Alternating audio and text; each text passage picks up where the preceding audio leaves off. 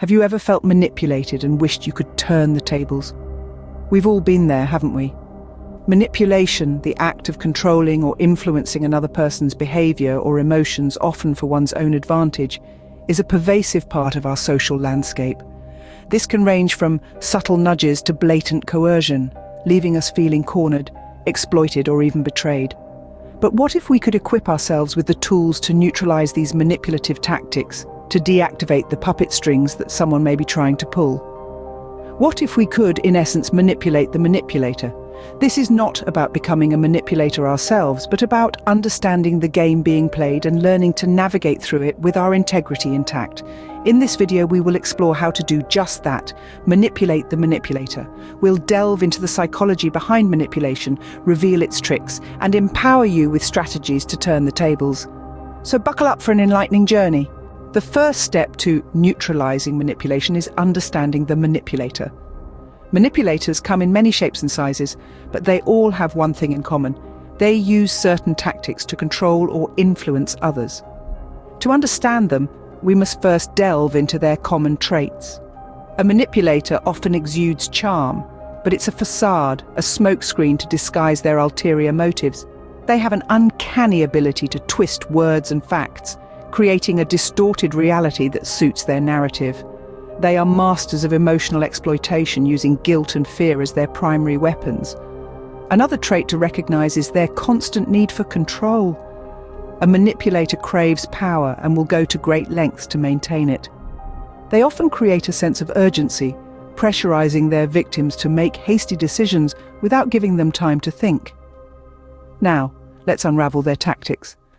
Firstly, a manipulator employs gaslighting, a psychological tactic where they make their victims question their own reality. They might say things like, "You're overreacting," or "You're imagining things," leading you to doubt your own perceptions and feelings. Secondly, they use guilt tripping. They make you feel guilty for not complying with their demands, often using phrases like, "After all I've done for you," or "If you really cared about me." Another tactic is playing the victim. Even when they are clearly at fault, manipulators have an uncanny knack for turning the tables, making themselves appear as the victim to gain sympathy and control. Finally, they divide and rule. They sow seeds of doubt and mistrust among groups, isolating their victims and making them more susceptible to manipulation. Understanding these traits and tactics is crucial in recognizing and neutralizing manipulation. It's like learning a foreign language.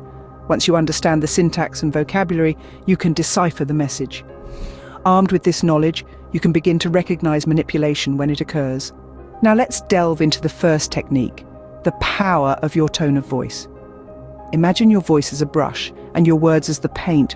The way you wield that brush, the strokes you make, can alter the entire picture of a conversation. This is the essence of the power of tone. It's not just about what you say, but how you say it. The tone of your voice can convey a myriad of emotions and intentions. It can express warmth and kindness, or it can exude authority and dominance. It can soothe or it can provoke. In the game of manipulation, your tone is your knight, agile and versatile, able to leap over barriers and turn the tide of the interaction. Consider this. Have you ever found yourself agreeing to something simply because the request was made in a calm, gentle tone? Or perhaps you felt the urge to comply with a command delivered in a firm, authoritative voice. This is the power of tone at work. Now, how can we wield this power to neutralize manipulation? First, we need to understand that manipulation thrives on emotional imbalance. Manipulators exploit emotions to create confusion and gain control. But with a steady, confident tone, we can maintain emotional balance and resist these tactics. Think of your tone as a shield, protecting you from emotional spikes and drops. A steady tone keeps you grounded, while a fluctuating tone can leave you vulnerable. When faced with a manipulator, keep your tone steady and composed. This signals your emotional stability and reduces their power to manipulate. To assert control in a conversation, use a firm, assertive tone.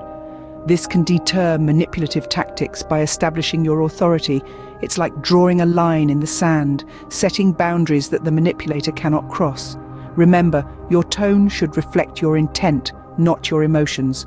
Do not let anger or fear alter your tone. Stay calm, stay in control. It's a fine art, mastering your tone of voice. It requires practice and self-awareness. But once mastered, it's a powerful tool in your arsenal against manipulation. Because at the end of the day, it's not just about what you say, but how you say it. Mastering your tone of voice is a powerful tool in your arsenal against manipulation. Words are the second weapon in your arsenal. Imagine a scenario where you're engaged in a verbal tug-of-war with the other party trying to pull you into manipulation. In such cases, your choice of words can be a game changer. Words are powerful. They have the capability to influence, to inspire, and most importantly, to neutralize manipulation. Think of words as your chess pieces. Each piece has its unique power, and when used strategically, can change the course of the game. Similarly, certain words can shift the direction of a conversation, taking it away from manipulation and towards a more neutral ground. Let's delve into some examples. Consider the words "I understand." These two simple words can disarm a manipulator. By acknowledging their perspective, you're not giving them the ammunition to play the victim or to paint you as the aggressor. But remember, saying "I understand" doesn't mean you agree. It simply means you hear them. Then there's the word "no." It's a small word, but it carries a lot of weight. It's a boundary setter, a line in the sand that tells the manipulator you won't be pushed around. It's a word we often hesitate to use, but when it comes to dealing with manipulation, it's a word we must not shy away from. And here's an interesting one. Why? It's a question that can put the manipulator on the back foot. Asking why forces them to explain their motives, their reasoning, and often it can expose the manipulation for what it is. These are just a handful of examples. Each conversation, each situation will call for different words. The key is to remain vigilant, to listen carefully, and to be mindful of your word choices.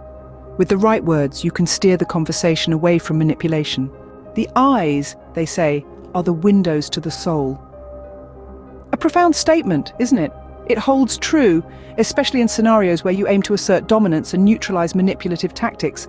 Let's delve into the power of eye contact. This simple yet significant act can be a potent tool in your arsenal. Imagine a scenario where you're engaged in a conversation.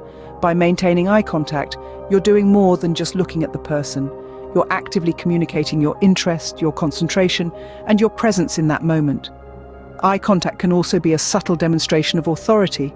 It signals to the other person that you're confident, assertive, and not easily swayed. This display of self-assurance can often disarm a manipulator, making it difficult for them to successfully employ their tactics. In the dance of conversation, maintaining eye contact can be a powerful lead. It's as if you're saying, "I see you, I'm here, I'm engaged, and I'm not backing down." This can be remarkably effective in neutralizing someone who tries to manipulate the conversation to their advantage. But remember, there's a fine line between maintaining eye contact and staring. Staring can come off as aggressive, confrontational, or even creepy. The key is to strike a balance. Maintain a steady gaze, but don't forget to blink naturally and look away occasionally. This creates a sense of comfort and ease, making the interaction feel more genuine. And of course, eye contact isn't just about asserting dominance, it's also about empathy, understanding, and connection. When you look someone in the eye, you're saying, "I hear you, I understand you." This can often help to diffuse tension and create a more open, honest dialogue. So the next time you find yourself in a conversation with a manipulator, remember the power of eye contact.